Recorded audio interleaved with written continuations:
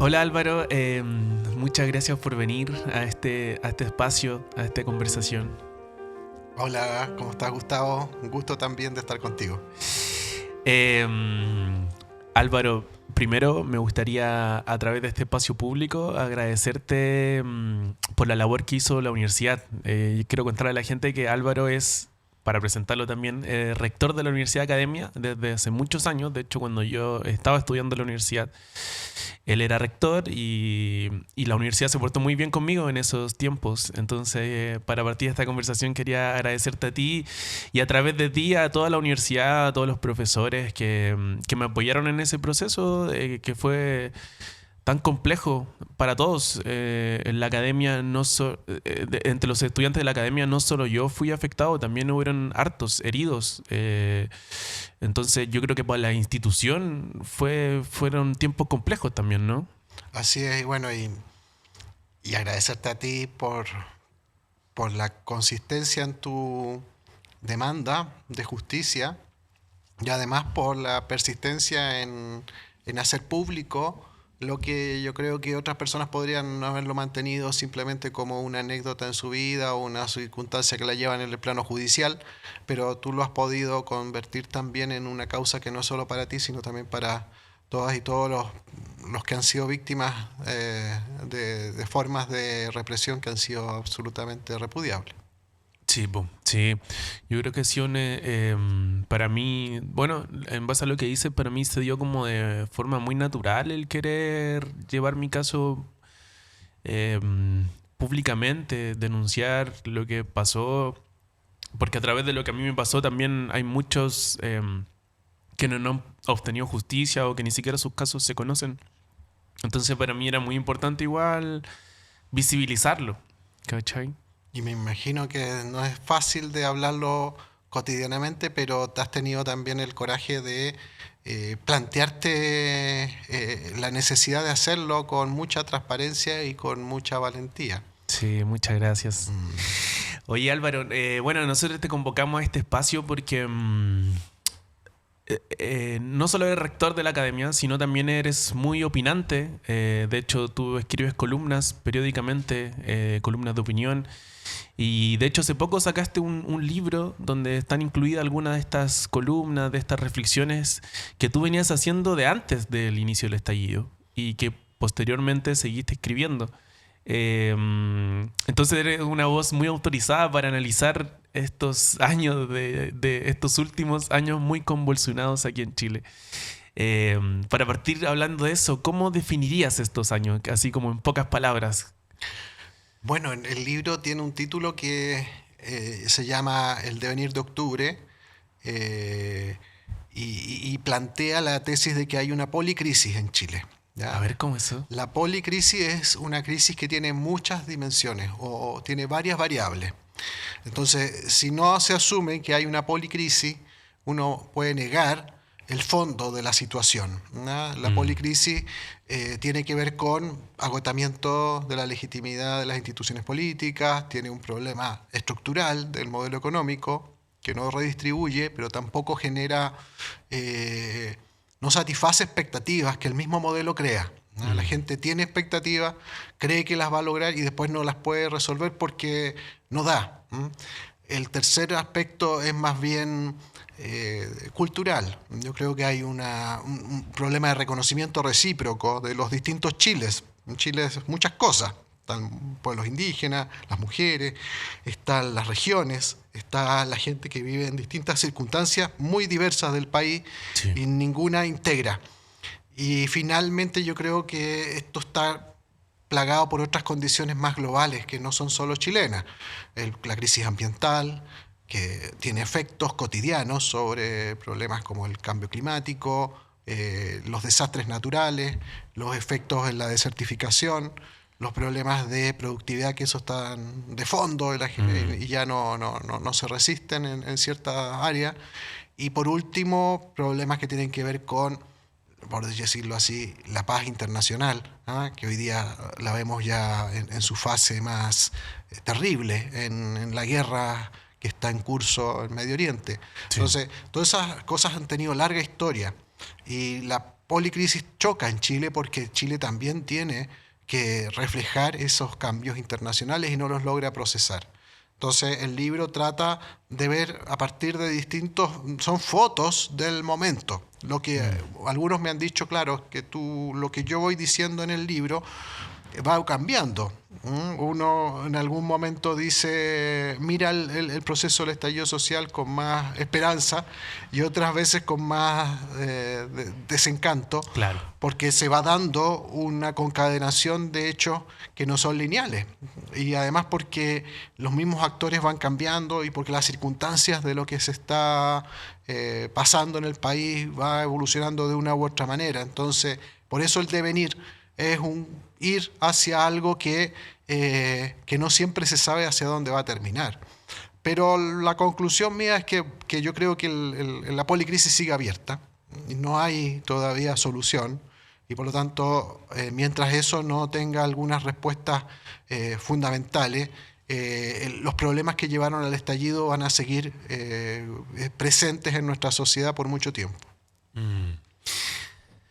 Álvaro, ahora de escucharte, lo primero que se me viene a la cabeza es preguntarte, siendo este un problema tan complejo, que aborda tantas áreas, ¿por qué crees tú que hoy en día políticos se atreven a simplificar el estallido social y aludir a que es solo violencia o incluso ya es ridículo a estos días? No sé si viste Matei o bueno, del sector de la derecha casi pidiendo la explicación al Frente Amplio por el estallido social, casi como si el Frente Amplio hubiera levantado, Claro, conspirado para armar esto. Siento algo tan complejo que tú describías incluso cosas internacionales, ni siquiera solo acá. ¿Qué te pasa a ti cuando escuchas a esta gente simplificar tanto un fenómeno tan complejo? Yo creo que solo el electoralismo explica esa simplificación, porque no tiene un análisis científico.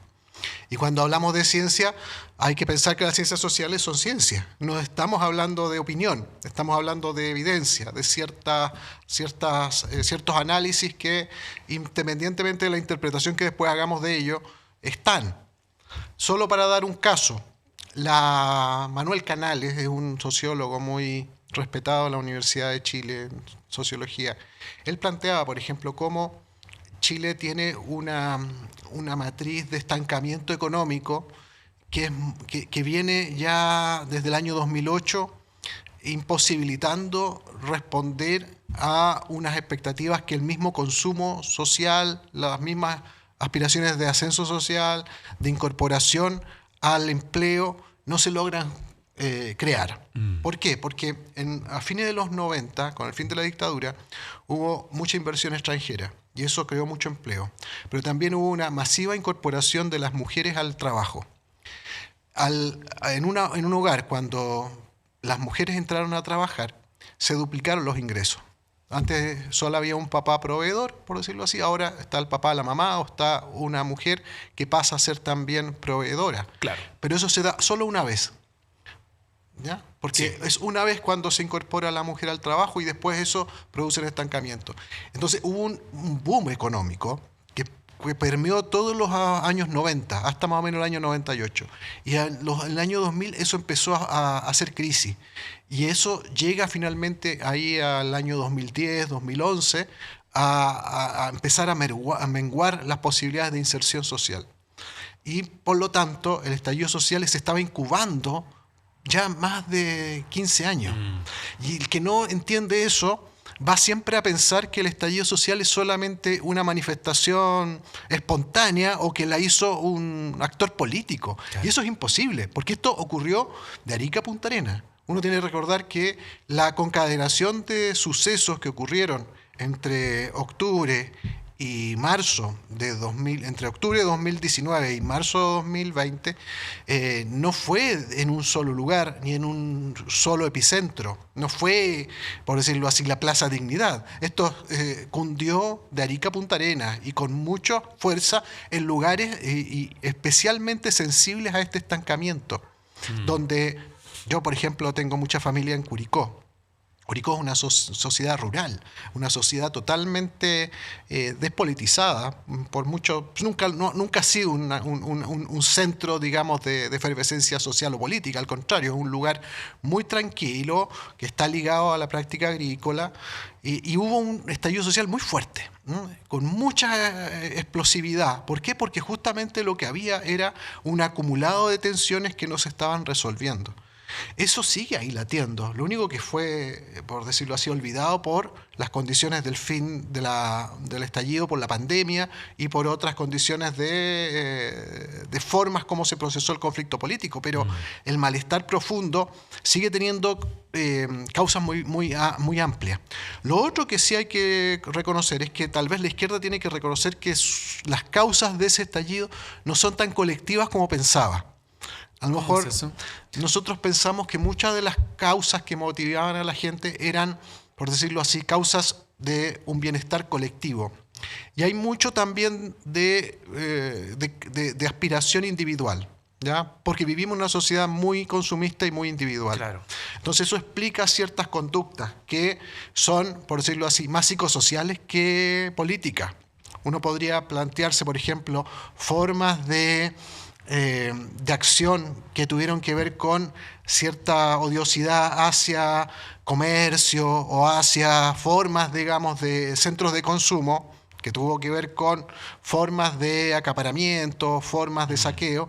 Eso tiene mucho que ver con pulsiones muy profundas en el ámbito casi psicoanalítico, ¿no? Sí. Tú lo podrías entender mejor que yo, en términos de cómo cuando hay cierta represión de ciertas pulsiones que están ahí atrapadas por mucho tiempo, finalmente decantan cuando hay una válvula de escape. Y eso obviamente no lo puede construir ninguna organización ni política ni social. Es algo que está ahí fraguándose a fuego lento hasta que finalmente estalla en un momento determinado. Pero eso es una parte del estallido y es parte como un efecto de algo más profundo. Sí. Y yo creo que ahí es lo que, por decirlo así, los actores políticos tratan de no mirar.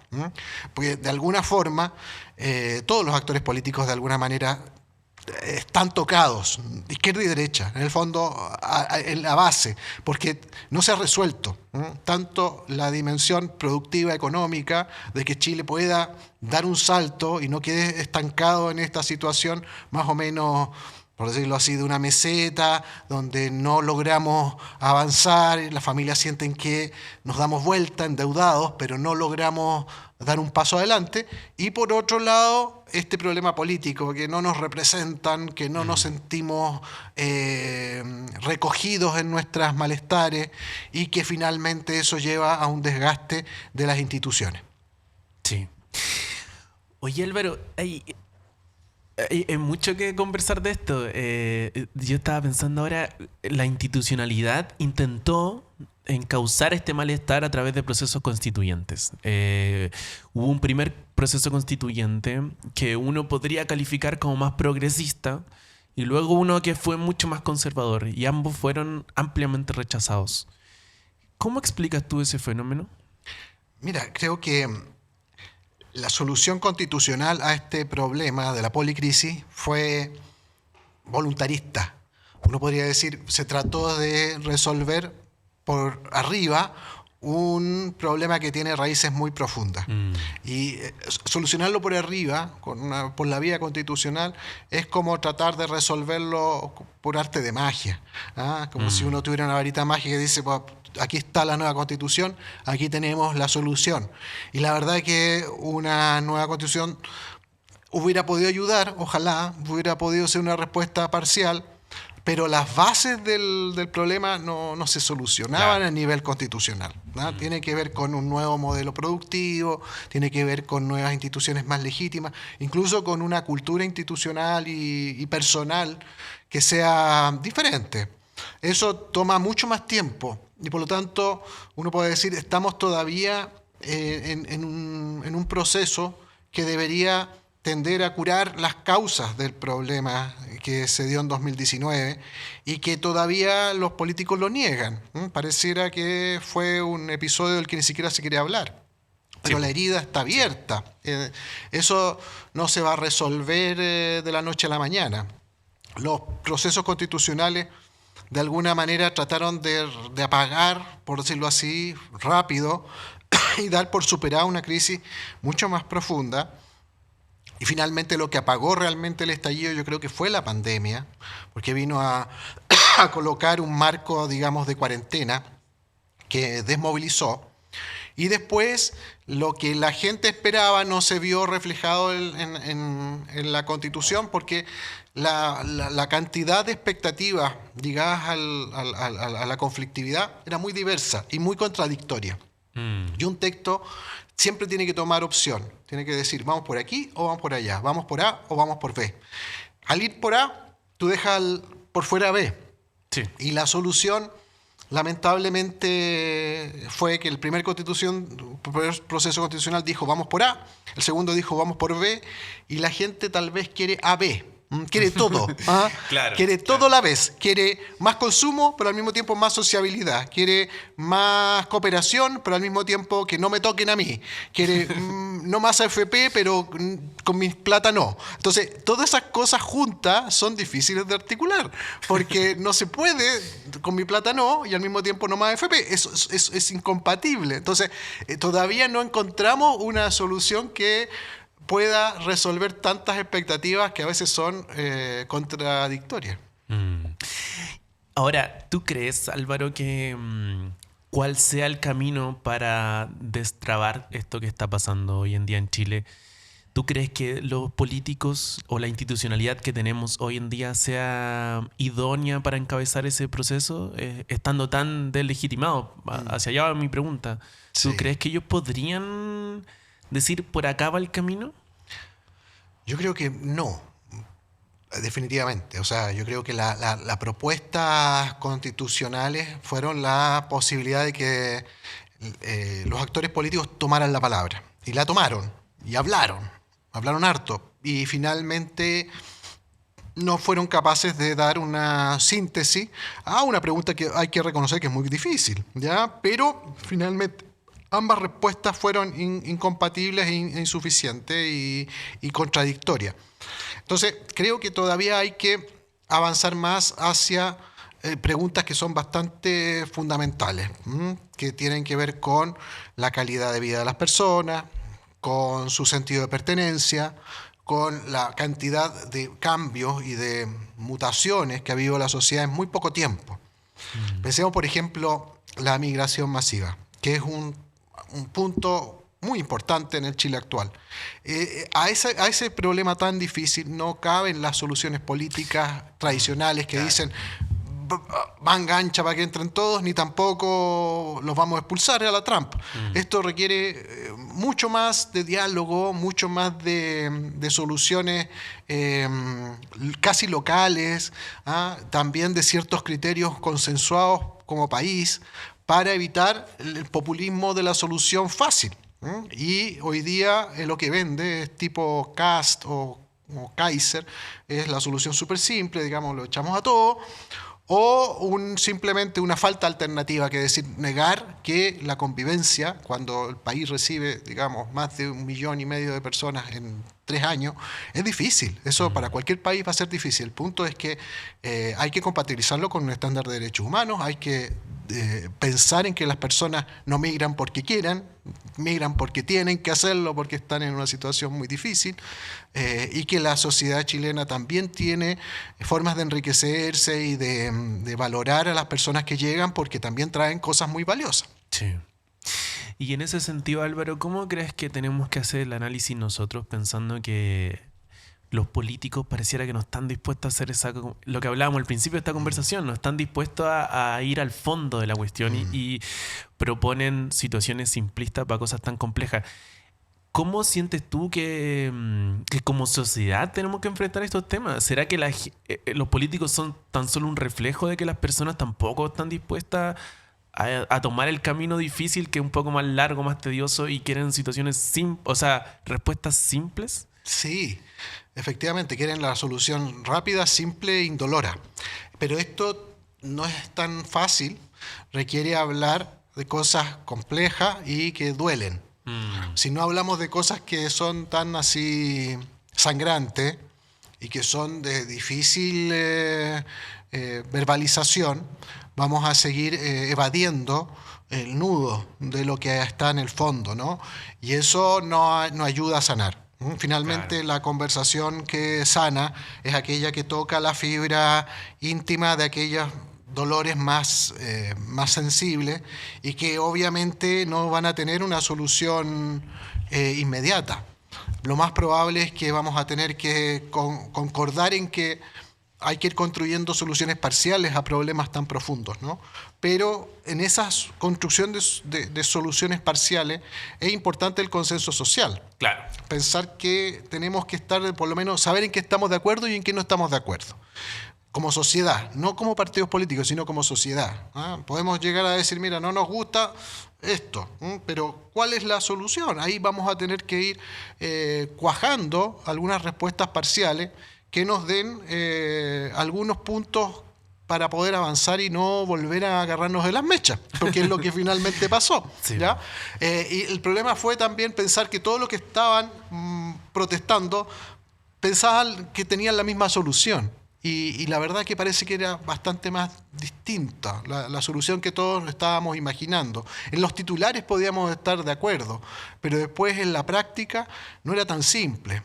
Pensemos, por ejemplo, lo de No Más TAG, que es lo de los que manifestaban en contra del TAG, ¿no? De las carreteras. Eso es una solución muy fácil, pero no es tan simple cuando hay que sostener las carreteras al futuro. Claro. Entonces uno dice sí, pero... o así con muchas otras demandas que tenían ciertas particularidades, ¿no? Por ejemplo, el universo de los pueblos indígenas ha obligado a pensar que necesitamos más conversación que simplemente el reconocimiento constitucional de los pueblos indígenas, que es necesario, pero después cómo se articula en el territorio donde vive un colono al lado, parcelero, que está ligado a la industria forestal, al lado de una comunidad indígena, y ambos sienten que se amenazan, y ambos son pobres, y ambos están peleándose por la misma tierra, creo que se hace mucho más difícil. Sí. Hoy en este momento hay una caravana pasando por aquí afuera. Un funeral. Un funeral. No sé si, no creo que se escuche. Ya. Oye Álvaro, hay una pregunta que te quiero hacer. Tú que has estado analizando estos años, hay muchas personas que incluso acá conversando conmigo o en una conversación que se da harto es pensar como que Chile cambió. Chile el 2019 era A y ahora es B. Y mucha gente se pregunta qué pasó entre medio, por qué cambió tanto Chile.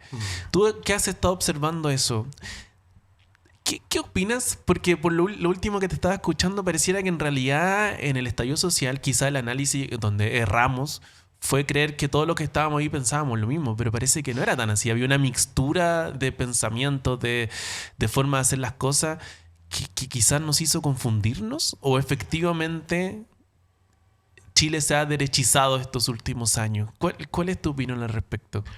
Bueno, yo creo que Chile no se derechizó, pero sí se individuó, Claro. individualizó.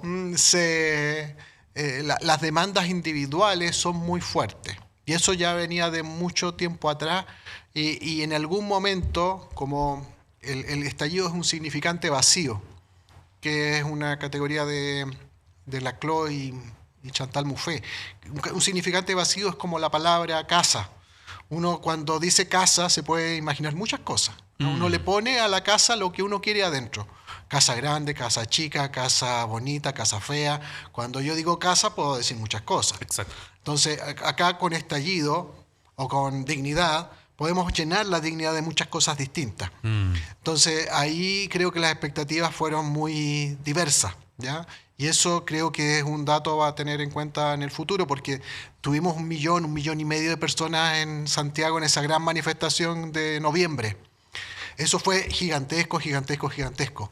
Pero ese millón y tanto de personas y todas las que marcharon en el resto del país, que fueron millones también, pensamos cosas distintas de la solución, ¿no? Y también matices muy fuertes respecto al problema. Lo segundo que creo que cambió a Chile y que no se habla tanto y que está muy ligado al estallido es la pandemia. Pero ¿por qué la pandemia tiene que ver con el estallido? Porque la pandemia vino a ser como un parar en seco, un movimiento muy caliente. Entonces quedamos todos, un, dos, tres momias, metidos en la casa de golpe. Lo segundo fue que cambiaron los hábitos de salir a la calle. Si muchos me dicen, hoy ya se perdió la vida nocturna, la gente no sale, la gente se acuesta temprano, la gente le gusta teletrabajar, ya no cuesta mucho moverse. Eso es parte de un efecto no pensado de desmovilización también. Exacto. Entonces la gente se desmovilizó porque ciertos músculos, ¿no?, se atrofiaron de la movilidad, de cierta forma de hacer las cosas, de ir. Entonces, si uno une esas dos cosas, no saca como conclusión que Chile esté más derechizado, pero sí que está desmovilizado, que perdió ciertos hábitos de sociabilidad, de conversación, generaciones completas de estudiantes, de trabajadores también, que quedaron en su casa trabajando. Les costó mucho volver a relacionarse. Los primeros meses después del fin de la cuarentena, la gente se peleaba en la calle, en la micro, porque ya no sabían dar juntas. Entonces, tenemos que reconstruir, por decirlo así, el hábito de la sociabilidad, que es fundamental para la politicidad, en el sentido positivo, de que es discutir de lo público. Cuando yo estoy encerrado en mi propia burbuja, estoy como encerrado en mi pensamiento, me encierro, digamos, también en sus interpretaciones. Entonces, para poder tener un marco colectivo de interpretación que me saque de mi ensimismamiento, necesito conversar con los demás. Claro. Por ejemplo, este programa nos ayuda a conversar y que otras personas repliquen esa conversación.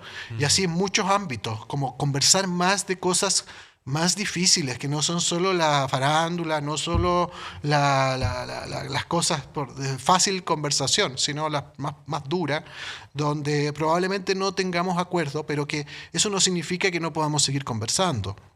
Creo que la diferencia es fundamental para poder construir sociedad.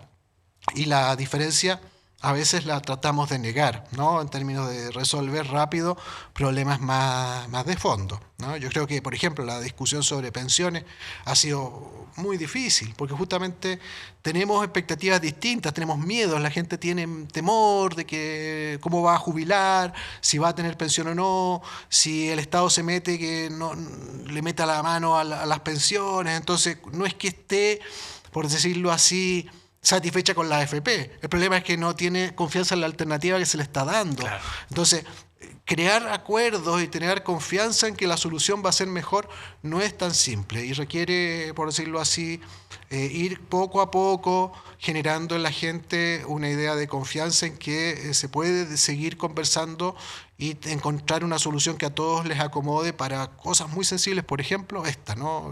Pensarte jubilado, ¿no? Y que puedes vivir con una pensión más o menos digna el resto de tus vidas.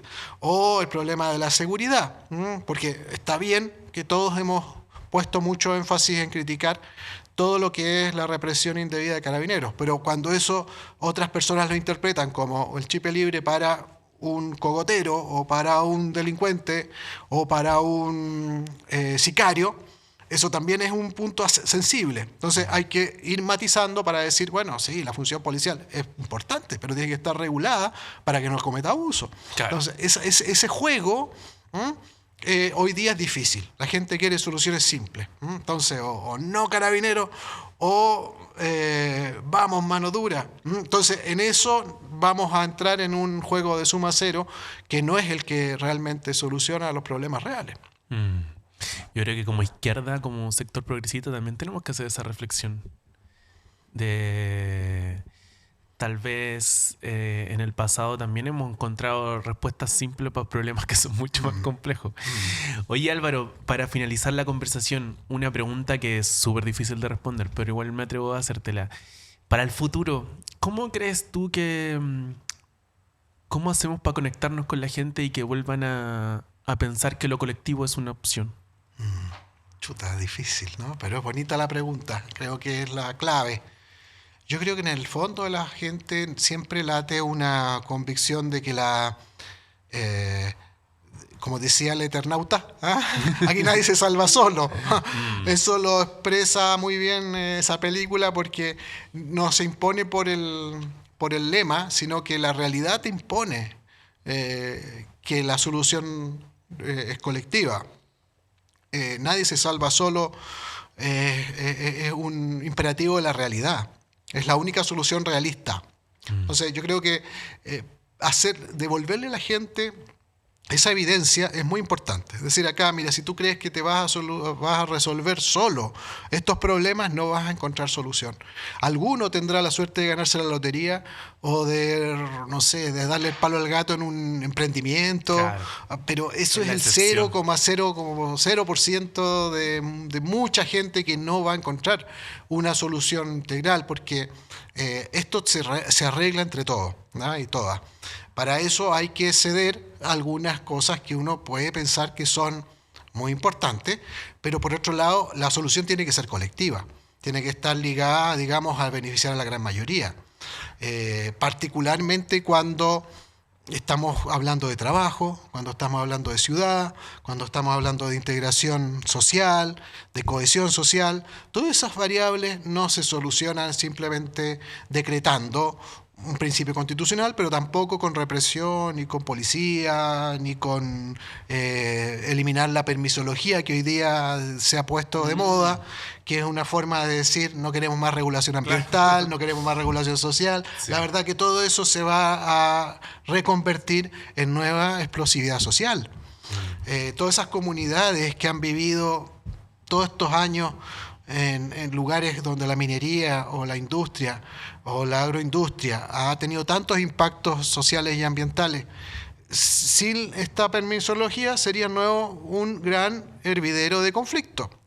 Entonces, ya, hablemos de permisología, pero hablemos en serio. Claro. Hablemos, ya, si hay una industria que, lejos de ayudar a la comunidad, crea una apariencia de regulación, pero no soluciona los problemas, modifiquémoslo, hablemos, pero no eliminemos las normas que regulan que la gente tenga, como que piense que las empresas pueden contaminar o generar impactos sociales a destajo. Así surgieron las zonas de sacrificio, por cierto. Exacto. Todas esas zonas de sacrificio, hoy día al menos se han ido creando una serie de regulaciones que funcionan más o menos. Esa es la verdad. No como quisiéramos, pero tampoco está la ley de la selva. Claro. Entonces, es mucho mejor arreglar esa regulación que simplemente denostarla. Porque exacto, al deslegitimarla uno empieza como a pensar que lo que quieren es simplemente volver a la ley de la selva, cuando había tiempos en los cuales se creaban zonas de sacrificio, era posible tener, no sé, esas plantas de cerdo masivas en Freirina, o lo que pasó en Aysén, o lo que pasó en Punta Arenas con movilizaciones masivas, porque había tantas realidades en las regiones explosivas, o lo que hemos tenido en Tiltil, con las plantas digamos, de basurales, que han tenido tanto impacto en comunidades de ese tipo. Chile está plagado de esa realidad por todos lados, y por lo tanto deberíamos, por decirlo así, consensuar en que la permisología es una mala palabra. Lo que necesitamos es buenas regulaciones, y regulaciones que tengan un buen efecto. Todo lo que sea mejorarla está bien, pero no eliminarla. Sí.